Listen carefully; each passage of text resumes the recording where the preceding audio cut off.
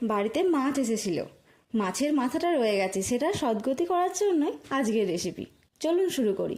প্রথমে কড়াইয়ে তেল গরম করে জিরে তেজপাতা ফোড়ন দিয়ে দিয়ে দিলাম পেঁয়াজ কুচি। পেঁয়াজটা নাড়তে নাড়তে আলু দিয়ে দিলাম। আলু পেঁয়াজ একসঙ্গে ভাজা হোক।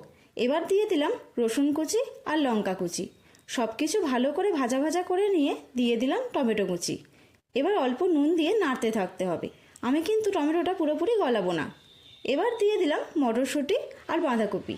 তারপর সব কিছু ভালো করে মিশিয়ে এই সময় দেবো আদা বাটা। আদা বাটাটা এই সময় দিলে বাঁধাকপিতে একটা সুন্দর ফ্লেভার থেকে যায়। এবার সব মশলাগুলোও দিয়ে দিলাম। প্রথমেই দিলাম হলুদ গুঁড়ো, তারপর ধনে গুঁড়ো, লঙ্কা গুঁড়ো, নুন আর চিনি। এবার সব কিছু ভালো করে কষিয়ে নিয়ে দিয়ে দিলাম ভেজে রাখা মাছের মাথা আর মাছের তেল। আবারও বাঁধাকপির সঙ্গে মাছের মাথাটা ভালো করে কষিয়ে নিয়ে দিয়ে দিলাম জল। এরপর ঢেকে দিলাম কিছুক্ষণের জন্য। তারপর ঢাকনা খুলে গরম মশলা ছড়িয়ে পরিবেশন করলাম সুস্বাদু বাঁধাকপির তরকারি।